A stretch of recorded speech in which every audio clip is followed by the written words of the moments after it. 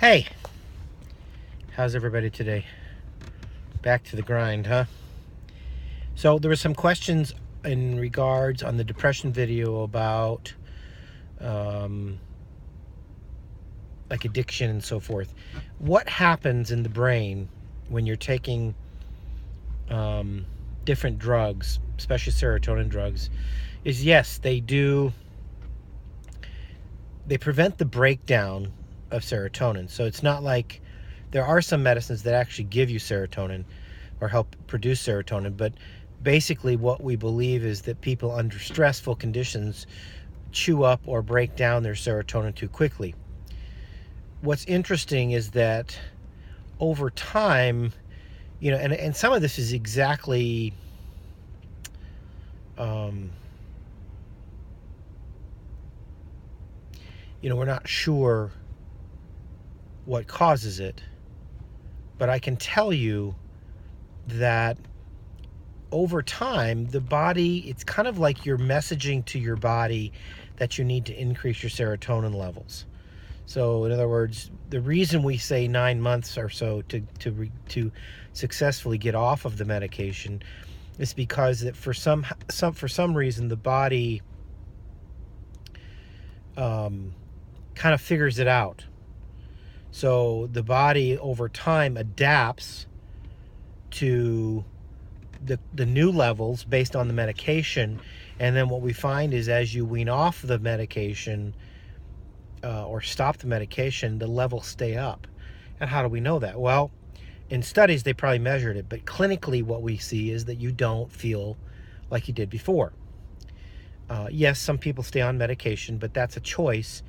But a number of people are able to get off of the medication and just stay off of it. And what does that mean? It means that their serotonin levels are better because they feel better. And that's the hard part about this. It's not it's clinical, which means when someone comes to the office with hypertension, we can measure their blood pressure. When someone comes to the office with diabetes, we can measure their blood sugar. Cholesterol, we can measure their LDL, their bad cholesterol. When someone has depression, we ask questions. So it's very clinical. There's no lab test for depression. And so it really is dependent upon what the patient says and what they feel and what the doctor says or asks. So is it open for error? Well, of course it is. We're human beings. Bottom line is that with those clinical assessments like the PHQ-9, you can assess based on a scale whether you meet criteria for depression. And the other one is you can always use those tools to measure the benefit, which means say you score 50% depressed, and there's a score, but say you score depressed on the PHQ-9, you can do a follow-up and see if you're still scoring depressed. It's usually not that difficult because usually what you can do is just you'll know.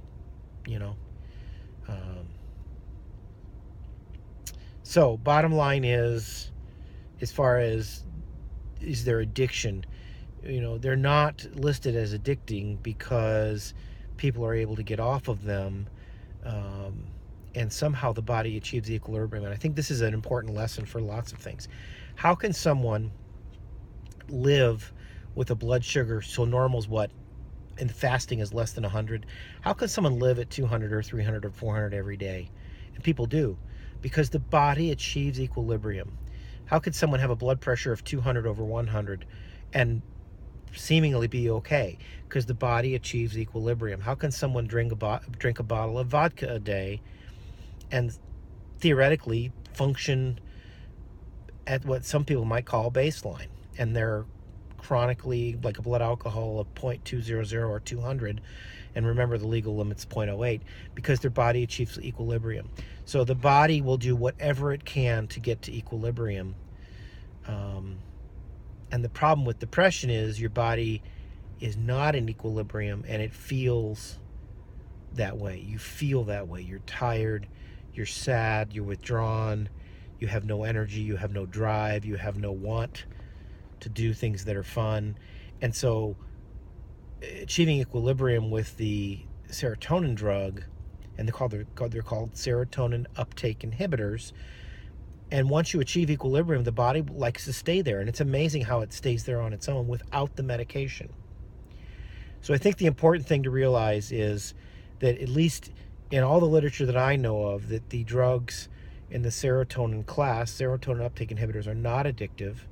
The body retools, and a large majority of people are able to get off of them. The other thing is that counseling aggressively will increase serotonin levels as well. And again, what does that mean? It means there's some things we just don't know. There's some things that are beyond our understanding to figure out why, other than we know exercise and counseling helps increase or prevent the breakdown of serotonin. So it's important, first of all, get to the doctor. Second of all, if you're on medication, don't just stop it. You need to communicate those issues with your doctor, whether you want to stop it or start it. And even if you're going to take a supplement or something, let your doctor know, because those are medicines too. They can be dangerous just as well. So I hope that answers the question. The important thing is you're not alone, and medicines do help. Sometimes just knowing that you have depression doesn't even mean you need to take a medicine. At least you know why you feel the way you feel. I think people get really off kilter because they just want to know, why do I feel this way? I feel horrible. Why is my child crying? Why is my dad upset? Once you understand that you're not alone and this is something we can treat, it's amazing how that really helps. I hope that helps. This is an ongoing discussion on depression. And I hope that answers the question. I will upload this today. And I also want to do a video on going to the pharmacy and over-the-counter medications, just so I can help people figure out what to do when they get to the pharmacy. I'm not going to keep it branded or anything. So, any other comments, please answer down in the doobly-doo down there. If you like what you're seeing, please subscribe.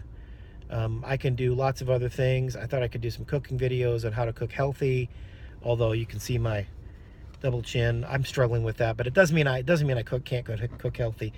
I can talk about diabetes, hypertension, pretty much any diagnosis. I can talk about how to exercise correctly. And if we want, we can include my wife in some female issues, whatever.